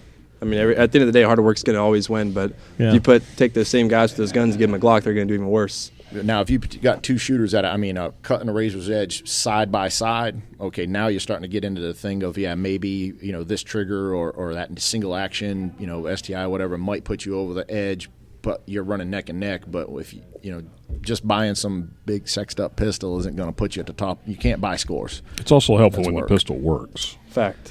Very much fact. Well, you get into the ergonomics of those guns too. You got to relearn the ergonomics in the field and whatnot. I've seen $2,500 guns that before they got tweaked on and worked on and all that stuff, but one or two malfunctions. Well, actually, one malfunction in that match is gone. Yeah, for that shooter. So one big one has been USPSA matches, 35, 40 points, and we're winning matches now by. I won nationals by 8 points. Because you got the reliability there. Right. Yeah. The Glock reliability. So speaking of the reliability and the new guns coming down, let's get your take on the new 19X that's out. Let's go around the table.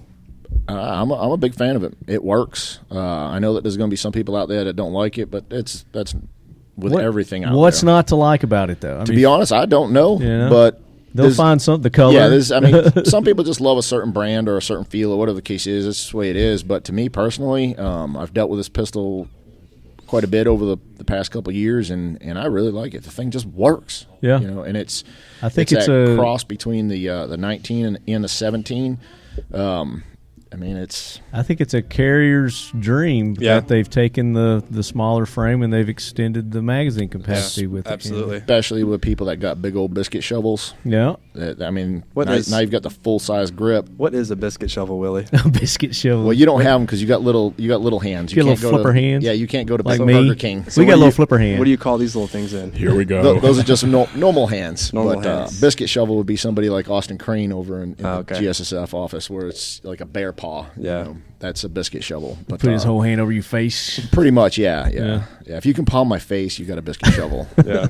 But no, so I like that because it's the slide's a little bit shorter. Now some people are going to say, well, the sight radius, this and that, and at the end of the day, accuracy wise, it's just as accurate. You line the sights up, it's going to go where you shoot. Yeah. But I do like the cross. I do. Yeah, I was going to say with the crossover, and damn it, now I have to buy another pistol. He's got like 100. He's been here 27 years. I was going to resist buying the Gen 5s, and then the Gen 5s came out, and I shot them. Right. That sort of thing. And the thing to me, and I guess it's as I get into my advanced age.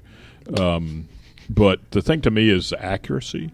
You saw that with the Gen 5, but this carries the MHS and the because it's a spinoff. It's the same technology, that went into the development of the gun that we submitted to the military, and the accuracy is just phenomenal. And I realize I'm a company guy. You got to take everything I say with a grain of salt. But there are independent people that are testing it. Just go shoot it. Yep. They're getting sub 2-inch groups, with factory ammo.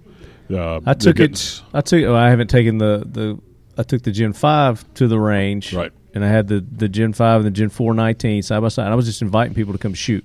It was like, shoot 3 mags with this, shoot 3 mags with this, have them alternate and look at their groups. And I don't think there was anybody out of, it was probably at least a dozen people that I had that day come through. The 5 groups were tighter than the 4 groups. Just about every one of them. And that's the barrel. The barrel's got that target crown on it. The barrel's got, tighter enhanced. Well, I think they're calling it enhanced tolerances within the bore. But if you're talking about the 19X, while you guys were doing the tour, I took the opportunity to scurry into the range and do a little concealed carry drill. The combination of the short slide and the full size frame is just a dream as far as I shot a whole little course concealed, and it really is neat because you can get that shorter slide out a little faster. Shane can, and both Willie and Shane, they're grandmaster class shooters. Oh, I'm not. So they can Grandmaster Willie, lay down the beat. Yeah, he is. But they can talk about it, better than I can. But the handling, which is maybe somewhat subjective, but you've got to have all the elements there. All the pieces have to fall together. So it's got a good balance to it now too. Right. I feel better than a 19. Yep. The balance seems to be better on it. Yeah, and there's some things that are, there's some things that are kind of neat that are going to come with the package. The two, we got 2 magazines that have the plus extensions, so you're going to get 20 rounds in the gun.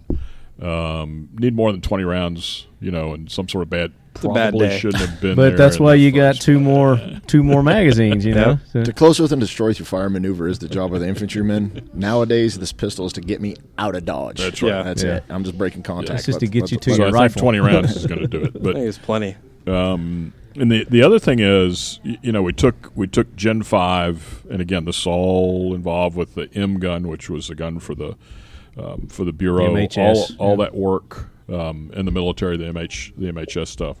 Put that all in there, and it's quite a package. I mean, the trigger is nice. I've had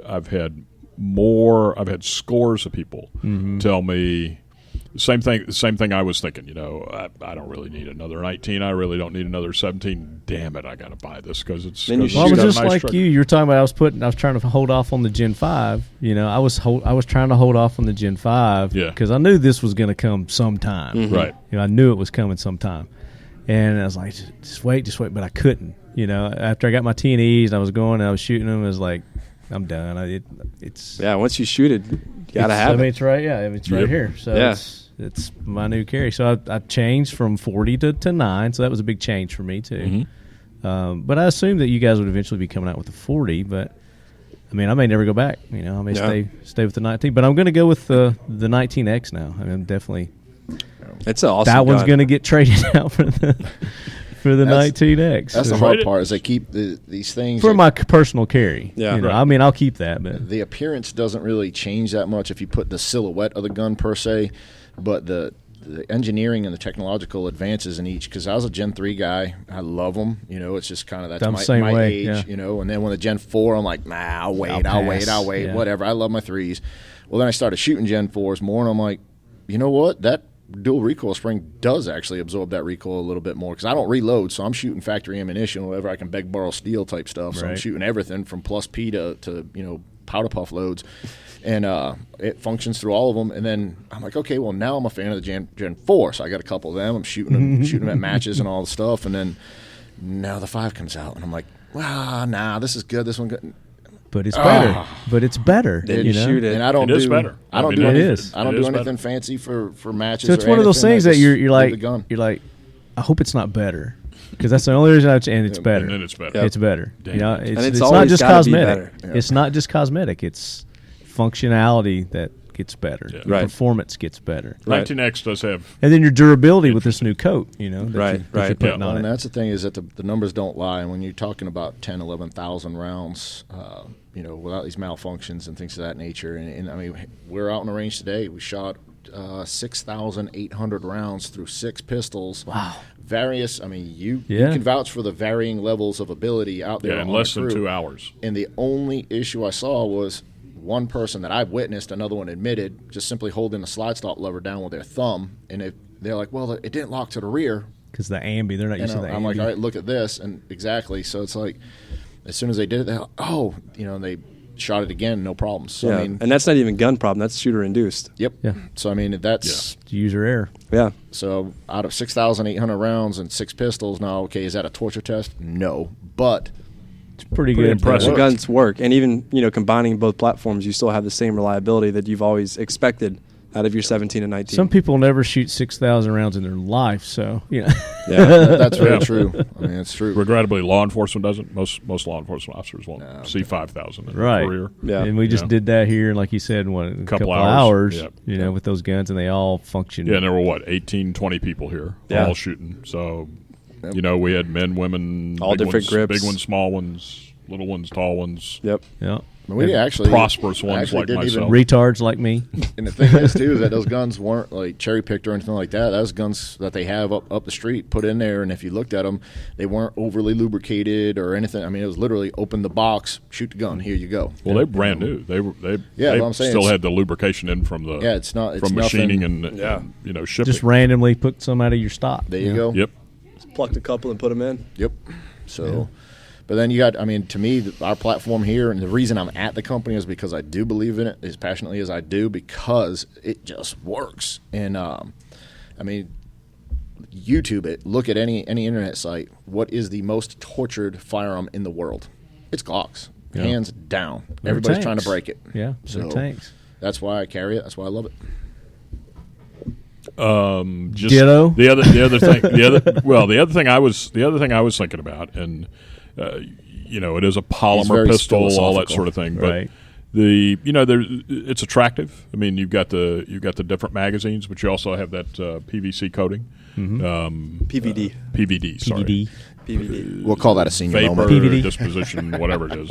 But and that's a nice finish too. For Have the we exterior. determined what that is yet? Are they given their vapor chemical physical vapor deposition? It's a really good coating. How about that? We'll stick with that. So it's not like a nickel boron, like a Teflon. I mean, what? Where's McLovin at? She knows the actual answer. McLovin. She's talking. Yep. She's ignoring but us. that pistol is going to come with night sights, right? It's going to come just like it was today. So come with the night Glock. sights. So you got the The Glock night Mariglows sight. or the Glock night sights? Glock night sights are on that one. Okay. Because that was the submission that again was for the military, and it's coming at the same price as you can go out and you can buy the Gen 5 for too. I mean, I would expect it to be coming in at least $100, more, but it's not. Mm-hmm. It's coming in at the same price point. Which is awesome. I'm definitely going to be getting a couple. Yep, I'm excited for it. Yep, I'll have one in my holster. January 22nd. So, Yeah, Shane, are you is this something you can use in competition with this? Yes, it will be. 19X? Mm-hmm. I probably. What if IDPA? I was just going to say IDPA. Where would that fit in IDPA? We could do probably production, right, or whatever it is. We could probably IDPA. use it in what is the compact division? Stock. CDP? Yeah, CCP. CCP. Yeah, probably CCP. We have to get it approved by IDPA, but definitely a gun that we could I use don't there. see why they wouldn't approve it. Yeah. So I'm truly excited about it. And yeah, they'll have something like USPSA. You got to make 2,000. We just did that yesterday. Yeah, so. I got you. Yeah, and I'm a cosmetic guy, so the fact that it's Coyote is always appealing to me. There you to go. have something that looks cool and different. Right. But that goes well with his eyes. Yeah, it's just me being a young guy. Yeah, so it's kind of matches his shoes. Also, with the different colored frames, and now we're even getting into different colored coatings. So that whole saying of you can get a Glock in any color you want as long as it's black is kind of slowly weaning its way out as well. Yeah. Well, I mean, there's no end to the aftermarket market. That people go and Cerakote and Hydrodip and well, that's whatever, one of the things that people give a lot of questions, I should say, out in the training side aspect of from armorist courses to shooting courses that we do, things of that nature. People are like, well, why didn't you do this? Why don't you do that? And it's like, well, as a legality standpoint, our number one customers is well, I shouldn't say number one customers, but we're catering to military law enforcement being the biggest. And the military isn't far behind, just different units, things of that nature. So our guns are work guns. They're not built for competition. They're not built for bullseye. They're life dependent. They are a work gun, and period. So the aftermarket, world. I mean, you can go ahead and buy a bunch of malfunctions. I've been through the thing before I came here, and there are lighter this, lighter that, but our guns are coming from the factory with an obligation to that client that's going to wear it for concealed carry, military or law enforcement work, that it's going to work. Right. Yeah. So the more we do all this other stuff, take a Ford Mustang, take a 5.0, drive it how many hundreds of thousands of you miles. You didn't just say 5.0. Well, no, I'm saying because 5.0 rag top down, you're so my dating hair yourself there. But if you just change the oil, do some basic maintenance. I'm sold. I remember when it came out with it. You start taking that car and turn it into a 10-second quarter-mile car, you're wrenching on it every time you're messing with it. Sure. Yeah. So that's the theory, is that we're that gun that's just going to be there for forever. Just Now, do you see law enforcement adopting the 19X? I'd say yes. Or are they going more with the 34? I think you'd probably see like a SWAT team, or special response team, HRTs, something like that. More for close quarters. We've stuff. got the thing with the 34, that Gen 5 34. There's already, a local SWAT team, APD, Atlanta Police Department. They're running 34s. The Gen 5 34 has the MOS system, so that's one less thing And as somebody made the comment in the the presentation this morning that's starting to sort of wean its way into it is more and more people are starting to do it into the law enforcement, pushed by the competition. The whole concealed carry optics thing. Yeah. In USPSA, which that was what, just this year or last year that last year was the first year they started carry optics. So and that's kind of exploded on the competition scene. The other thing I want to say though, to go back to the 19X, all the modifications like you were talking about with Cerakoting, different sorts of things, sights, aftermarket barrels, all that. We just kind of moved the goalposts again. Right. Okay. Because I am not sure that you can find very many barrel makers that are going to beat that Glock barrel. 3 inches at 50 yards. Yeah. With 11,000 rounds, reliability. That's better than I'll ever shoot, honestly. Yeah. Yeah. There's never a day where I can stand freehand and shoot that group at 50. No. Yeah. Nope. We should take that to Camp Perry next year. Yeah. Yeah. At CMP. Mm-hmm. Yeah. We do a GSSF indoor league match at the Camp Perry Nationals. We started doing that last year, and they want it to be an annual thing, and we're like, heck yeah! I mean, it's a great place. Yeah, and it's the granddaddy of all, as you know. Yep, and it's taking two different disciplines and kind of putting them together, and to me, that's even better. Last year we ran out of targets. Yeah, it was that popular. Yeah, we didn't expect to get what we got, but we did. So yeah, that should be interesting. Put it up there in some of their hands and see what they can do. Yeah. Mm-hmm. Very cool. So you got some final thoughts? No, go ahead. I was just going to say, it's probably time everybody needs to wrap it up here. So I was just going to get any final thoughts that anybody had. Well, just, we've got the new pistols coming out, but we want to. We didn't talk much about the 26, but the 26 is out there too, Gen 5. Gen 5 26 got the same sort of enhancements to the barrel, the same trigger system. Yeah. It's got the NDLC finish on the outside, so that's a nice finish, I think, an attractive finish.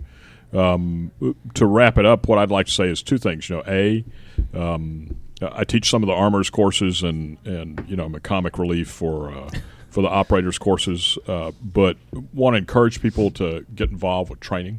The operators course, that is open to civilians, and GSSF members, and that leads me into the GSSF thing. Yeah. Folks, if you ever thought that you wanted to do any kind of competition, come to GSSF. It's real simple.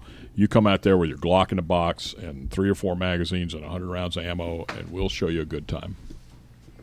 And it's truly, it's such an awesome match too, because it's a perfect test for the fundamentals. Yep. It's not to knock the match by any means, but it's not like a hard, super advanced set of skills. Nope. Right. That you would see. It's no USPSA. Yeah. Yep. I mean, you're not running around shooting on the move, shooting 40-yard poppers or 25-yard swingers, whatever. It's but not intimidating. Right. It's a very good match to test your fundamentals, test the basic fundamentals. Yep. See you, buddy. Let me know when you come back to Tennessee. Yeah, that's what it was designed That's around. A good point, yeah. Buy a pistol and some basic handgun safety skills and go out there and do it, as opposed to running and gunning in USPSA and 3-gun and all this technical stuff where it can be overwhelming for a new shooter that's trying to slide into the pool of competition. Right. Now, it would be nice to see them advance to that eventually, but the GSSF match itself is a perfect match for that. Yeah. No, I actually had a customer get mad at me one time because we weren't taking GSSF and taking it to that next level, and I'm like, sir, we have a lot of people that start at GSSF, they move on to other disciplines, and they keep coming back to GSSF because it's there, and you've got time and accuracy, and you need both. Right. Yeah. So, but it's not all this crazy stuff. So you were saying. So I was just going to say, wrapping that up, you can learn how to take your pistol apart and take care of it completely, and learn how to shoot, and then come to GSSF matches and win stuff. $35, and then the matches don't cost anything to take part in the match. You got the match fees for each entry, but it's not a whole lot, man. It's a good time. Come on out. And then the courses. What are the courses running for the armors course and the 250 operator course? $250 for the armors course, $300 for the operator course, which is a 2-day thing, and then $350 for the instructor workshop, which is for military and law enforcement firearms instructors only. with NRA law enforcement instructors. That's it. We're not allowing anybody else into that one. Okay. We have the operator course for all others, which is active law enforcement, military, GSSF members, things of that nature. And then we also have the advanced armor course, which is 350 as well. That's a 2-day course. Yeah, let me put one more plug in for the operators course because as you know, I mean, the Gen 1 handle that I've got is because I've been here for over 26 years. Yeah, you've been here a minute. Just 26 years, longer than like Shane's been alive. But anyway, No, 27. Yeah, right. Thanks.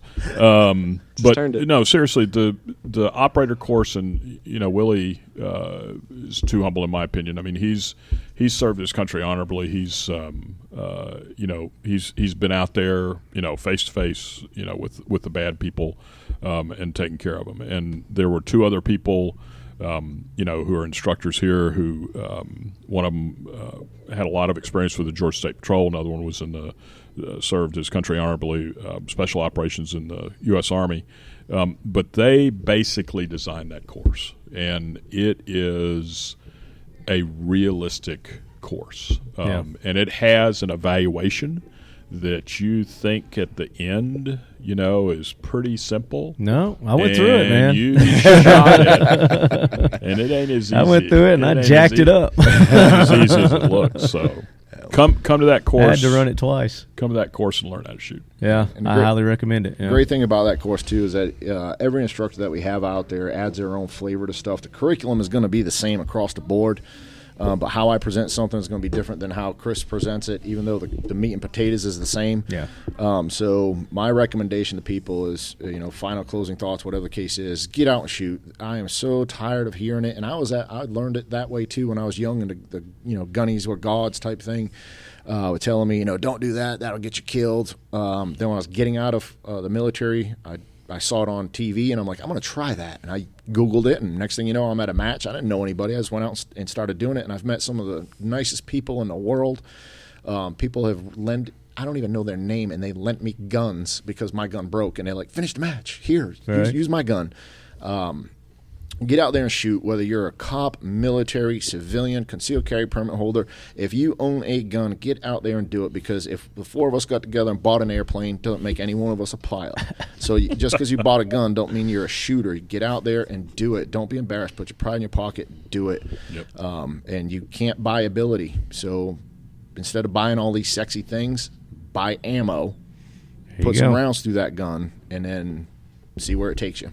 There you go. Good point. Good point. Guys, thank you so much for taking the time. Thanks for your thank you for Willie, having us. Gen 1, Shane, pleasure having you on. Yep. Have you back on.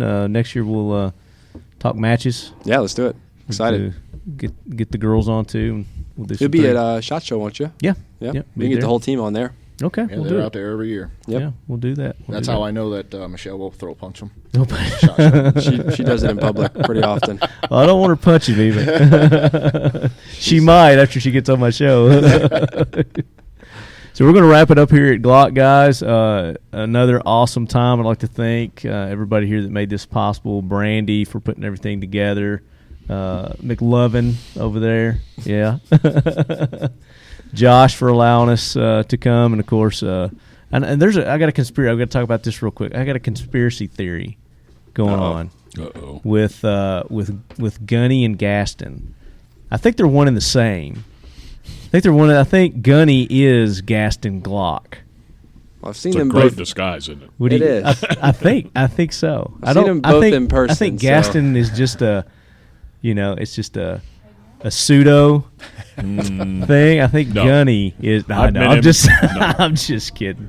Trust me on this one. I mean, you see Gunny's picture. You see Gaston anywhere. There's no pictures. Gunny's everywhere. He was in the factory. See that camera? See that camera in the corner? In the top Gaston corner watching me right now. Yeah, he's watching. Mr. Glock is everywhere. He's like, you tell Lefty to shut up. So when the missile hits your pickup truck, right? He's like, damn it, he found us out. He's listening. I thought I would I like conspiracy theories, so yeah. I thought I'd get one started. But all right, guys, we're going to wrap it up, and we'll talk to you guys at SHOT Show. Thank you, sir. Thank you so much. See you next Word. time. Good holidays. Oh yeah, happy holidays, everybody, Merry Christmas, and all that. Whatever you celebrate. Thank you, sir. All right, lead heads, that wraps up another episode of the Talking Lead podcast. Hope you guys enjoyed that lineup that we had for you this week. Big thanks to all the companies that make this show possible. Right On USA, the official optics of Talking Lead. Check them out at ritonUSA.com. Right On USA. Modern Spartan Systems, modernspartansystems.com. Frontier Tactical, check them out at frontiertactical.com. Glock, the official carry of Talking Lead. us.glock.com. VanQuest Gear, check them out at vanquest.com. They're cranking out the high-quality backpacks and bags and organizers. Check them out, vanquest.com. X-Steel Targets, xsteeltargets.com. America's #1 AR-500 steel target manufacturer. Check them out at xsteeltargets.com. High Threat Concealment. Check them out at highthreatconcealment.com. If you guys would, if you have the opportunity, the ability to help support awesome organizations like Sheepdog Impact Assistance, sheepdogIA.org. They just did a holiday outreach where they organized Christmas gifts for more than 200 military, law enforcement, fire, and rescue families in need. Just go to sheepdogIA.org. They're continuing missions that they put together for disaster recovery throughout our nation, organizing disaster recovery teams, getting the missions together to go out there. And if you've got certain special expertise, you can go there if you want to donate money, gift cards, things like that. They could definitely use those, but if you've got a certain expertise, get in touch with them. They may be able to use you. So tune in again for the next episode of the Talking Lead podcast. Until then, as always, lead heads, keep your loved ones close and your firearms closer.